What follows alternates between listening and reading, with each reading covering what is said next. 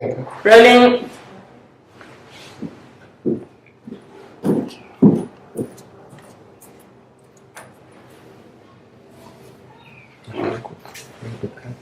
Yeah, go into the corner of it. Right. Great. Yeah. Close up.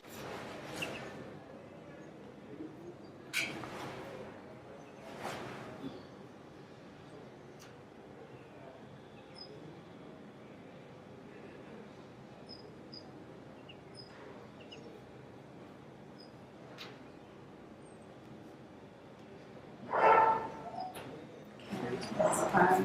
Do you want to close the ear? Let's do a reaction.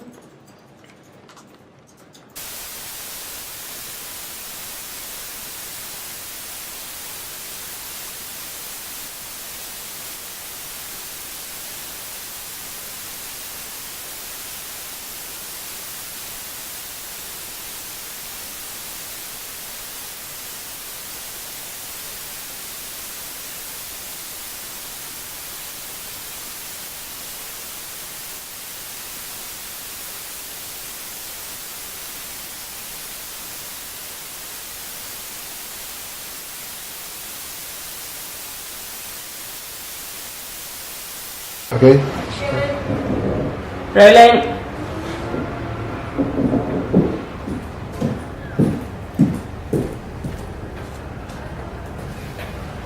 Cool. That's alright.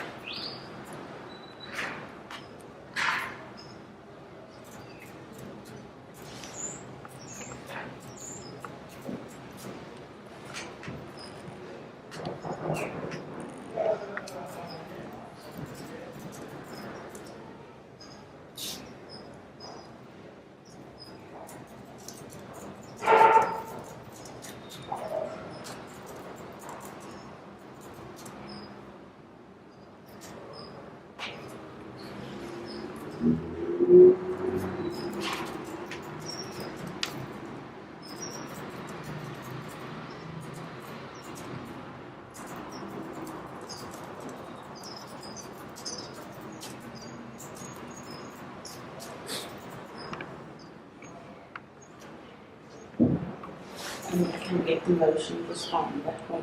So we can even sit. Okay.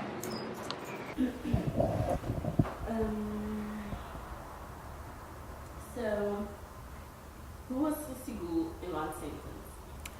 Sissy Gool was probably the most powerful woman of colour, politically powerful woman of colour in Cape Town between 1935 and 1963.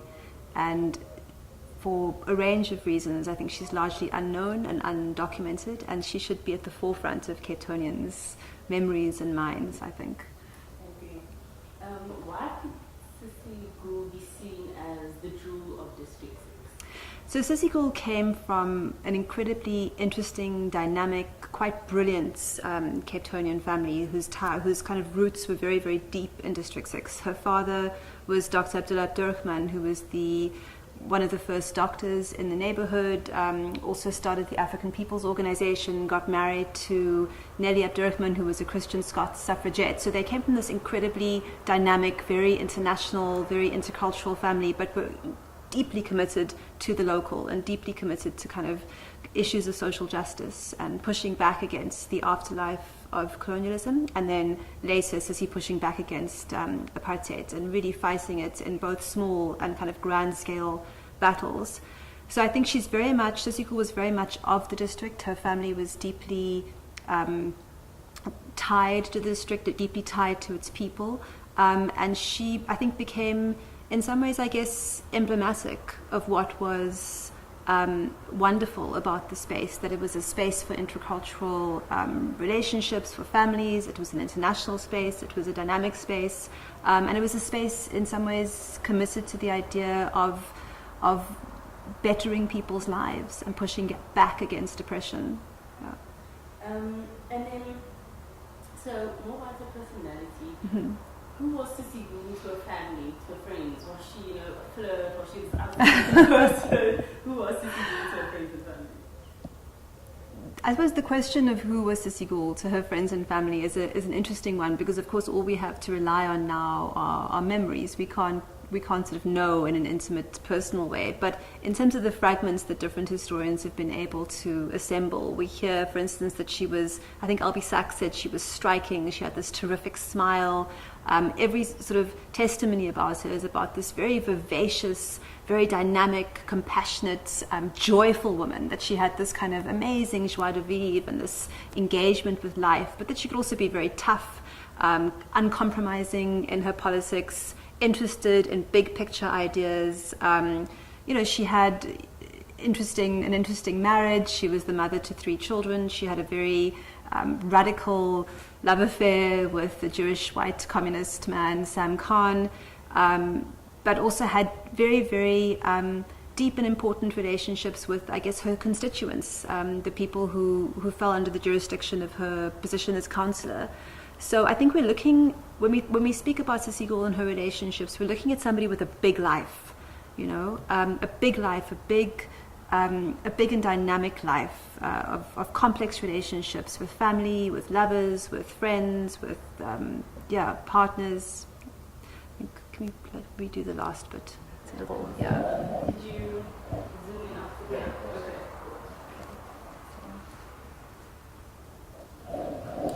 I'll give you a quick soundbite.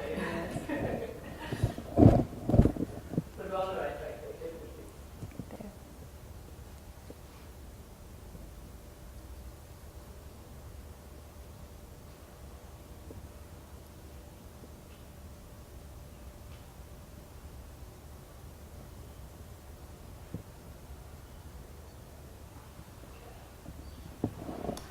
So Megan, why don't you repeat that question? So I can... Who was Sissy Gool to her friends and family, and how do you think she was known in her personal circles? Was she, this loud, outspoken person? Mm-hmm. Was she shy? Was she, flirty? Who do you think she was? Okay, great. So in the bits and pieces that I've been able to assemble about who Sissy Gool was in her personal life and who she was to her friends and family, the picture that emerges is of an incredibly striking, dynamic, vivacious woman with a wonderful sense of life, with a wonderful sense of dynamism, who could be kind of very funny and very joyous in the life of the party, but also deeply committed to questions of social justice, and that in many ways her political life became her life, particularly towards the end.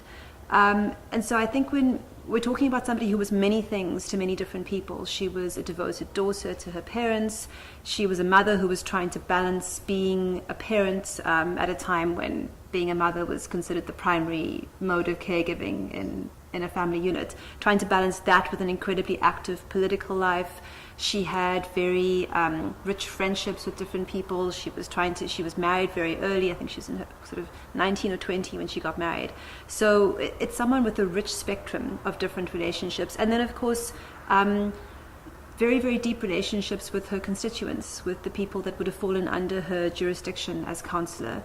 And I think what was very, very intriguing when I would ask people about questions about Sissy is just this sense of love that one doesn't often associate with a political figure, but a sense of love that people had for her, and a gratitude that she was so deeply invested in bettering her people's lives.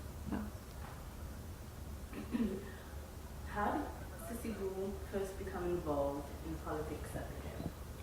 Sissy Gool was born into a highly political family, and so I would say that her involvement in politics almost starts from birth. It starts from the cradle. So her father was Dr. Abdurrahman. He was head of the African People's Organization. He started it. Her mother was a Christian Scots suffragette. So she grew up in a home where her father was committed to fighting back against racial injustice, and her mother was an early feminist. And so between those two kind of incredible radical poles of parenting, we find Sissy Gool's politics starting to take form.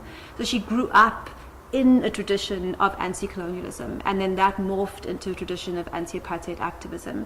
And she herself became kind of head of the non-European unity movement, was actively involved in the APO from an early age, and then took up, I think she was the first woman to take up a seat on city council. So I would say that she was born into a politicized world and into a family where politics mattered and fighting for a just cause mattered, and that was for her and her sister Rosie Wardia, that was kind of the life and breath of their home in so many ways. Okay. I just need to figure out how we're gonna incorporate more of her personality and less of the politics. You know, that was great. We need that. Well, I got a nice little story which will talk about her being a compassionate figure as well, if that's helpful. Please. Yeah.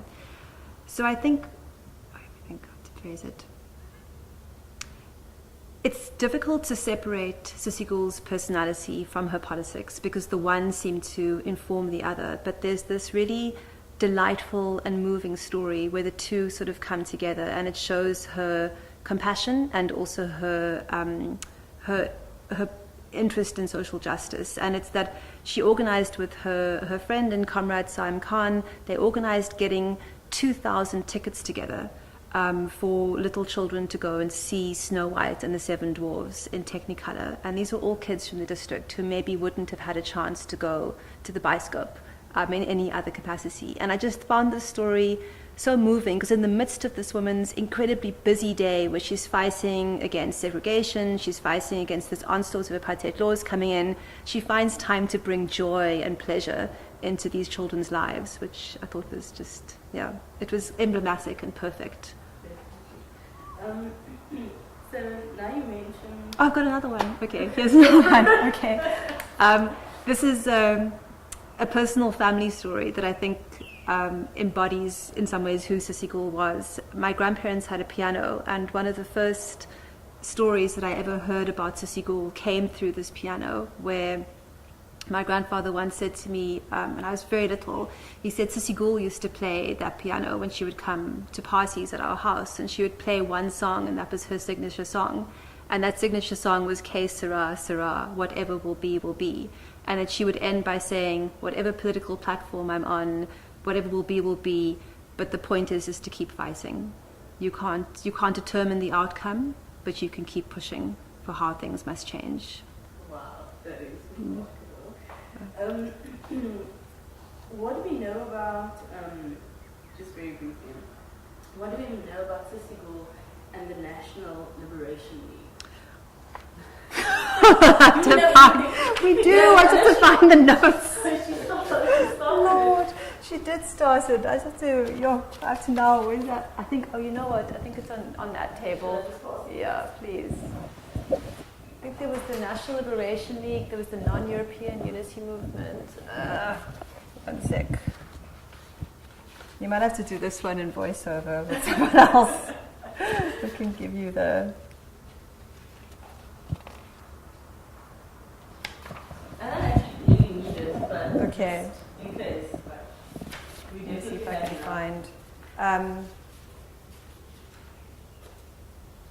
I ask you about UCT? No, but there's another story about how when Greenpoint Stadium is being built, when it's first being built, and she's just enraged by it because she's like, how can we spend all this money on, and I just thought it was really funny that like the World Cup, we were back in the same place, and she was like, how can we spend all this money on Greenpoint Stadium when we urgently need housing for our people? So I can tell you that one too.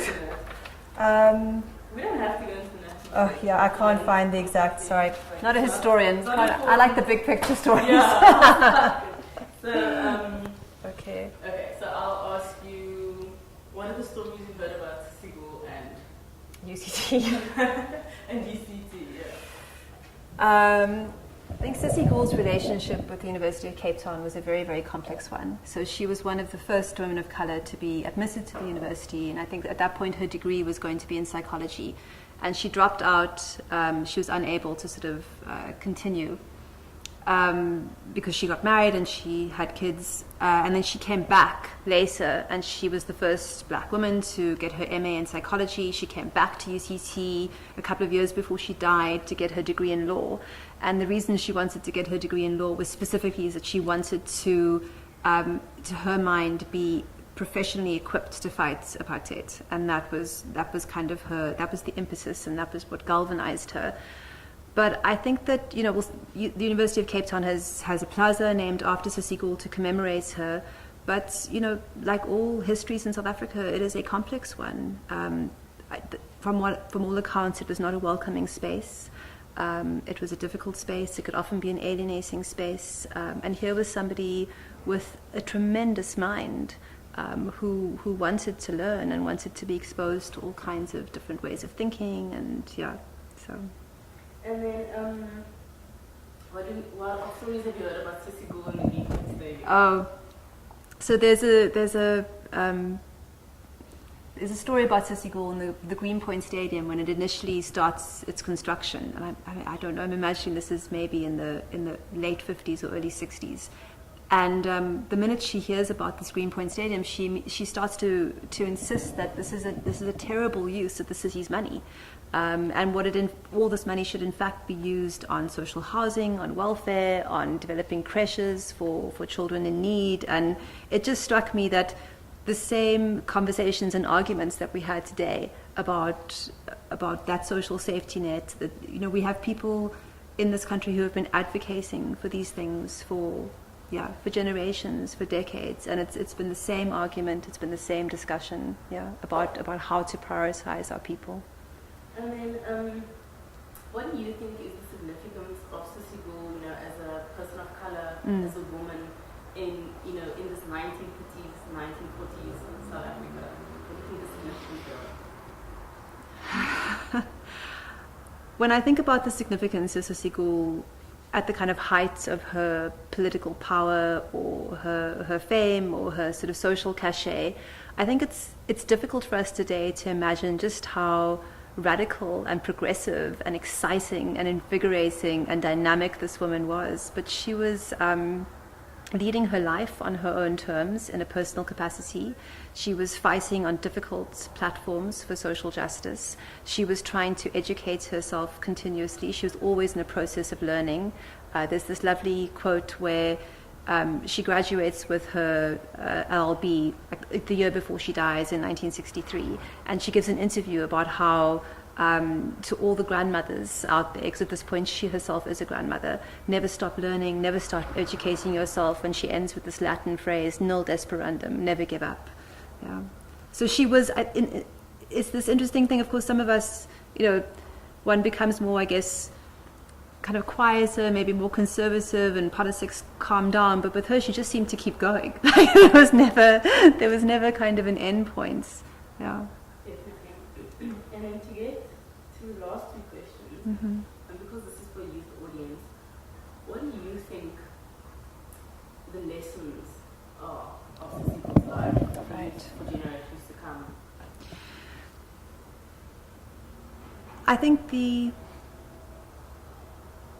primary lesson of Sissy Gool's life, in my view, when one speaks about having an intergenerational conversation, having a conversation across time and space, what can this woman figure from the kind of 1930s, 40s, 50s, 60s tell us today, is that here is somebody who lived her life on her own terms, even under incredibly difficult circumstances. Here is somebody who loved who she chose, who danced when she wanted to, who believed in a revolution that was also celebratory and joyous, who read, who was interested in the world, but also somebody who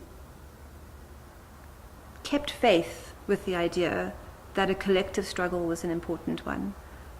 And I think that's a really key thing, is that she managed to find a wonderful balance between having a life filled with meaning and a life dedicated to social justice, but also a personal life that was rich and interesting and full of important relationships.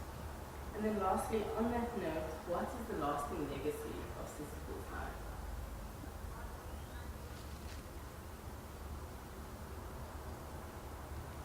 God, that's a difficult, because there's so many. So I think Sissy Gool had multiple legacies and multiple lasting legacies, and this is what makes her so fascinating and interesting. The first is her incredible contribution to the intellectual and political life of the Cape, and sort of embedding that kind of. Wait, let me think again. I'm gonna start again. I think how do I say this? Is like there are many things.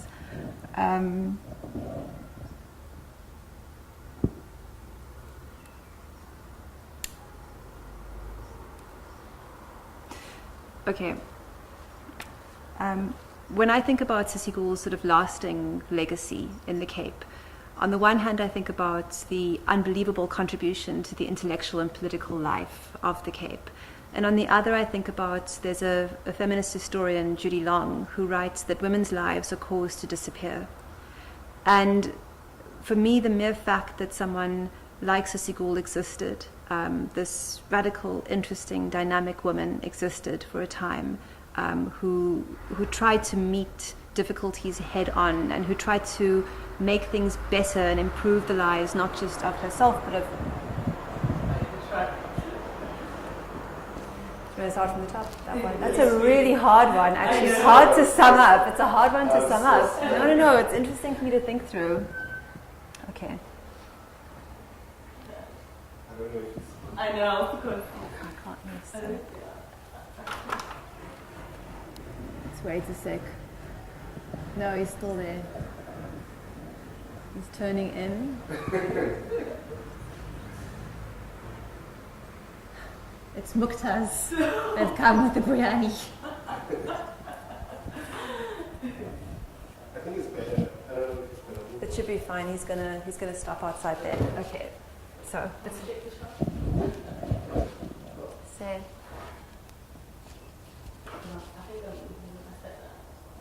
I might have moved it when I said that.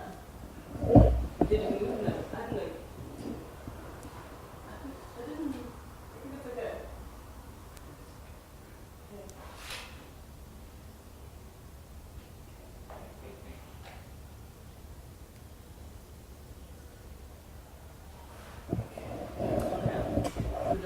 Okay. No, it's okay. I'm trying to think how to answer it. When I think about the legacy of Sissy Gool and the sort of long-lasting legacy in the Cape, I think, of course, about the rich intellectual and political contributions she made to the Cape. But I also think about the sort of first time I heard about this woman, and the idea of having somebody. Oh man, I can't. I'm trying to think, how do I even explain this? Why is this one so difficult? Okay, but intellectual and political life, contributing to the landscape of the Cape.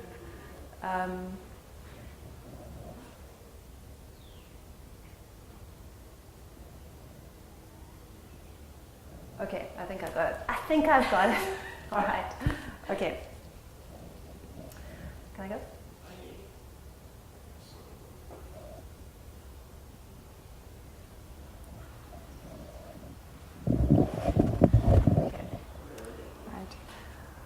When I think about the sorry, hang on, sorry. Okay.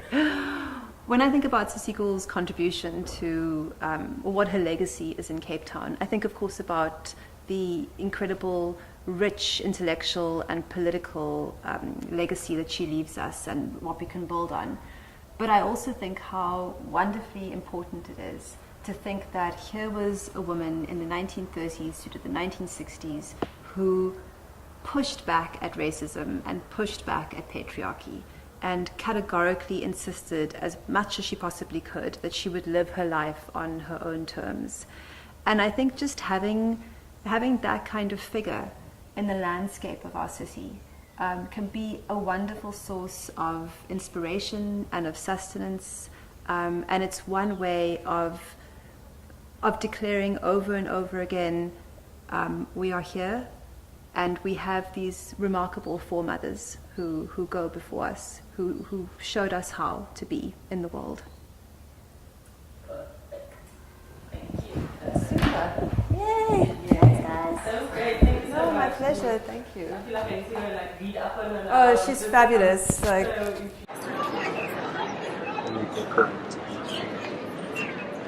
From there. Yeah.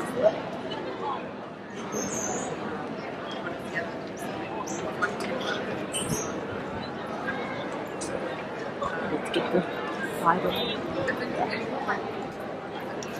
Yes, security guards. Agency. And then let's go find the plaza.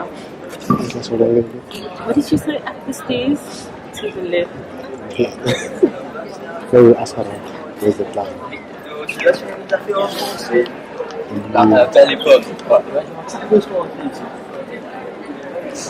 I'm getting a cold, my nose. I'm also getting Yes, sir. But it's getting This better is now. running. It's getting better now. Yours is getting better. Mine's getting worse. Yes, sir. Yeah, my sister said I must get the pills. But I never, when I got cold, I never use a pill. Really? Mm. I always. Hmm? I always take something.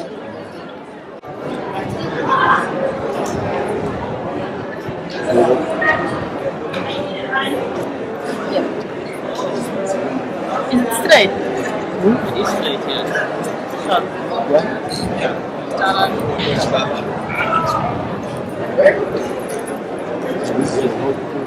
Yeah, but it doesn't have people. People.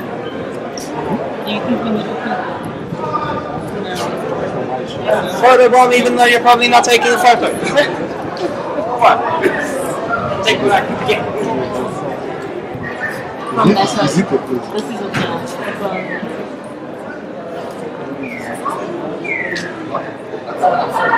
okay. From this corner, maybe. Okay, let me just. That's so lovely, and I didn't see how you like. It's better this side because people don't know. I'm going back and you see y'all. I do.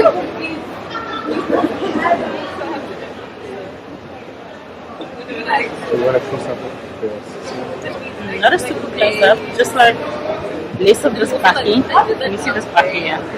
Less of the bucky and more of the side.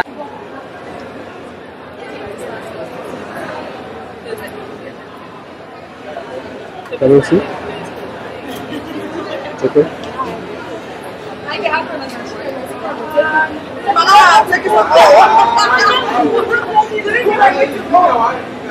Ah, no, you will see him. That is the white.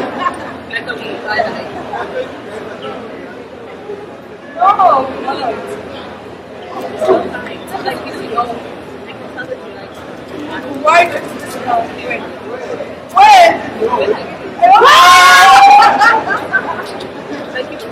But now all of a sudden you end up in jail.